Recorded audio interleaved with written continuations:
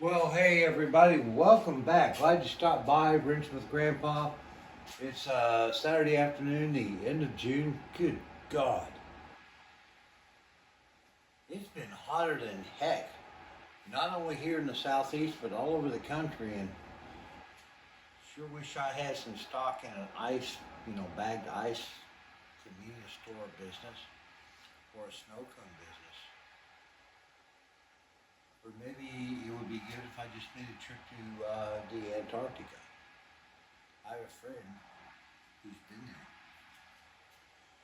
there. Anyway, welcome back. Hope you all are well. Uh, Hopefully, we are finally getting some progress on the suspension and the lack of parts or. All right, backstory.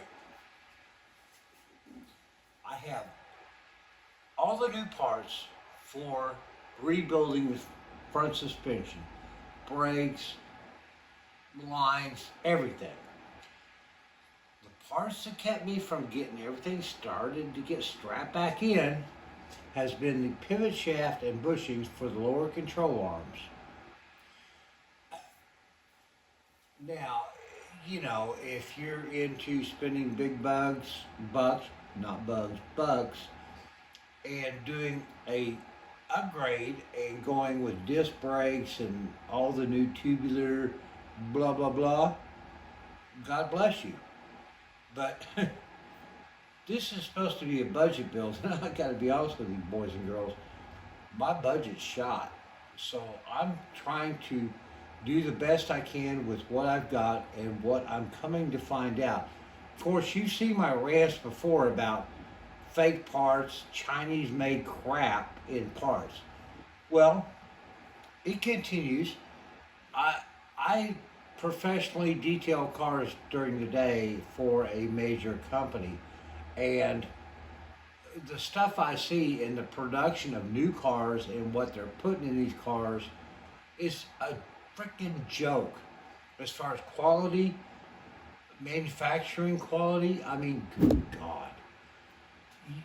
If you buy a new car and you spend 40 to 60 or whatever $100,000 you do on it, you expect that car to be the best materials, interior, exterior, engine, driveline. Ain't happening, boys and girls. They're using the crap, cheapest parts they can, trying to motivate and boost their profits. I have always been a big Toyota fan. I've owned a lot of them. They've always been great vehicles. I will always own a Toyota. Got one out in the driveway right now. But the quality of their manufacturing alone on the interior and the engine and driveline components over the past 10 years has just gone to hell. And there's just one example. I mean, I don't care what you drive. If you're driving anything newer than a 2015, and I'm stretching that because I'm more back around 2000 in my personal experience, I don't own a vehicle newer than 2006, which is fine. A lot of stuff's still analog. The computer systems are basic. They're not wired up with every kind of gizmo that can go wrong and shut you down for no damned apparent reason. I'll stick with the classics, just like this baby girl here. And that's the whole point of today. I apologize for my rant, but I got in some parts, and we're going to go over that a little bit. I have been trying for over a month to secure the lower pivot shafts and bushings for this. I have a back order with a major, classic car restoration company, and I canceled the order after being on a back order for over a month. I researched with suggestions from some of my Facebook groups about 6 or 7 other possible sources. Lasums, Rock Auto, just to name a couple that you might recognize. Nobody's got this stuff. And it seems that for upgrading those parts in the category of a 66 A-body Mopar, there's like only maybe one supplier that has the pivot shafts and bushings. A company called Hodgkins Suspension. Well, everybody that carries their line, we don't know when we're going to get any more of them. Well, you know what? This is a budget build, and I have to admit, quite honestly, I've tried to be frugal with the money, tried to utilize the things that I had available to me at a great price. We've got a beautiful set of mags, 2.5-inch stainless exhaust, a number of things that have been brought to the build that were way less than going to any retailer and buying new. And so I'm grateful and appreciative for everything in that regard. So I got to looking at the one pivot shaft that I have removed from the left side lower control arm, and it's still in relatively good shape. There is some hammer damage to the end of the threaded shaft where somebody has inappropriately worked to either drive the shaft into a new bushing or vice versa, because there are also some punch stamps on the back of the shaft as well. But it's not serious. Now, when I removed that control arm, the bushing was trashed, and basically to get it and the shaft out of the control arm, I used a variety of cutting and burning techniques just to get it released and get it out and clean the bushing cup out.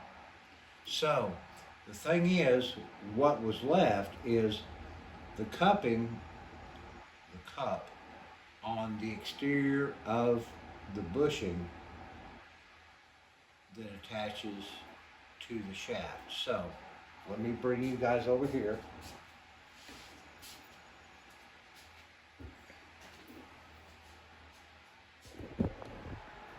The doors are shut. Right now it's 96 degrees outside with about a 60% relative humidity. I don't want that in the shop. In here it's about 85 degrees and low humidity. That's something always to consider too. If you're working on your car and you kick open the doors, keep in mind what kind of humidity and changes to the interior atmosphere you're making by opening up the outside. Because right now, for me to open up the doors and let this air in here, it's going to raise the humidity level, which can promote other issues in the whole thing. So I'm going to leave them closed because it's nicer in here than it is out there. All right, let's get back on topic here, Grandpa. Jesus Christ. All right, what did I do with my parts? Oh, really? Okay, well, let's look at this. All right, so after a lot of frustration, I ended up going down to my local O'Reilly's and ordered these. Paid like 20 bucks a piece for them. And they're the replacements. All right, so what we have to do is get this our pivot shaft. And let me see if I can't give us a little bit more light here.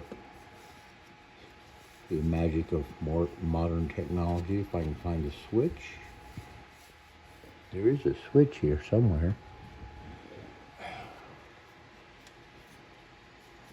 Oh, come on. I knew you were there somewhere.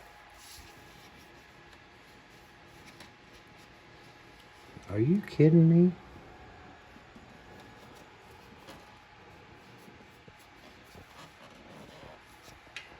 Where's the switch? Excuse me, folks. This is rather frustrating.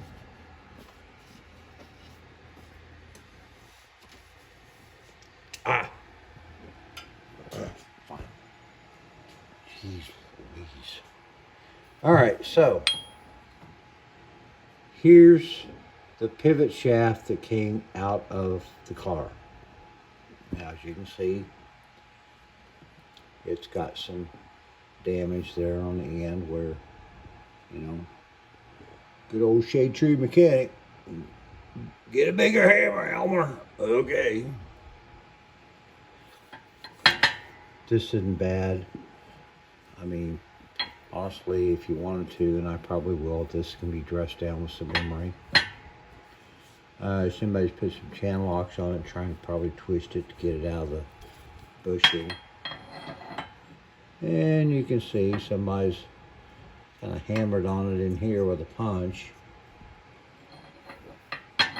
I mean, she's not pristine, but at this point, with everything I've done, these things are like freaking gold. You can't find them. Nobody's got them. So,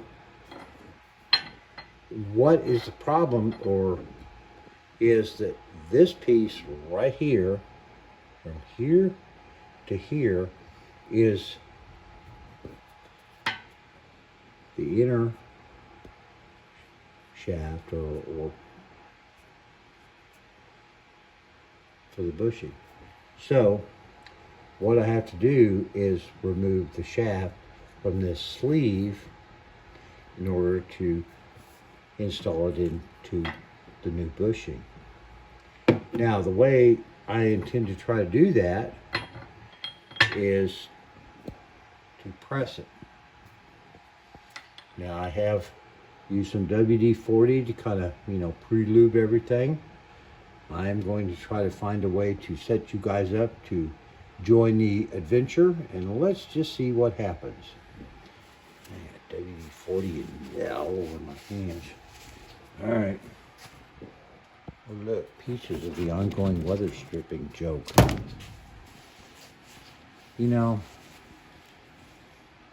I'm not going to say it, but there are some companies out here that promote themselves as being the guys, and sometimes they prove that, well, maybe not. All right, let's see. I'll move this down just a little bit more. All right, now, I have no idea. I just kind of got things set up, so this is the first try. We're all in this together. Please work.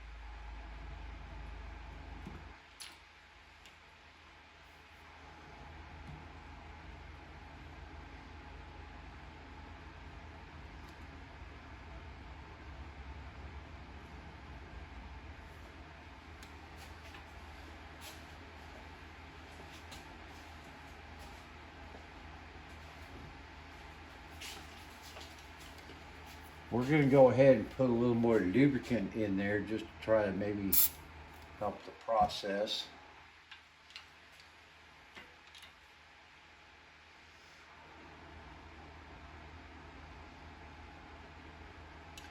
Take her nice and slow. These are old parts, guys, You can't treat them like new parts. You got to give them some time. You got to respect the fact.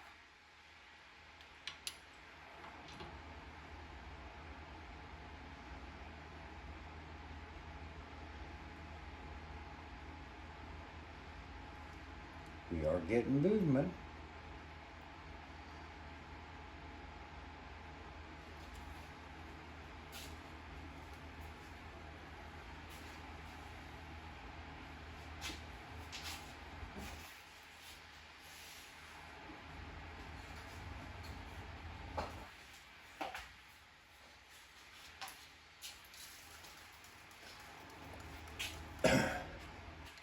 WD-40 is real good, but PB Blaster's better. So let's go ahead and flood down a little bit with some of that.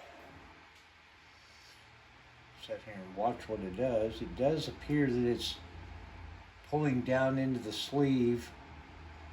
So hopefully with the pressure that we have on it now and the additional lubricant, We won't break anything. Because I'm tired of, it's hard enough to, get new parts that break. Trying to keep the old parts from breaking. Let's give her another push here.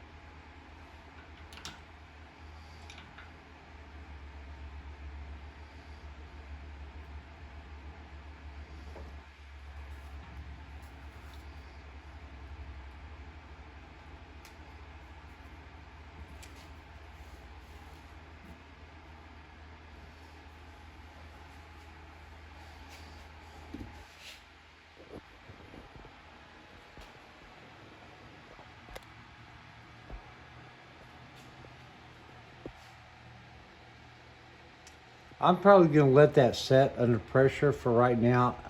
I'm looking at this and kind of wondering, okay, this is the sleeve,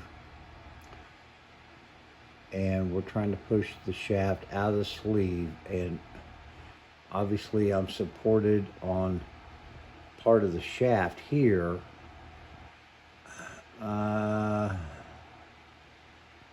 I've got to fix this. I've got to figure out a way to push the shaft out of the sleeve with the sleeve being more.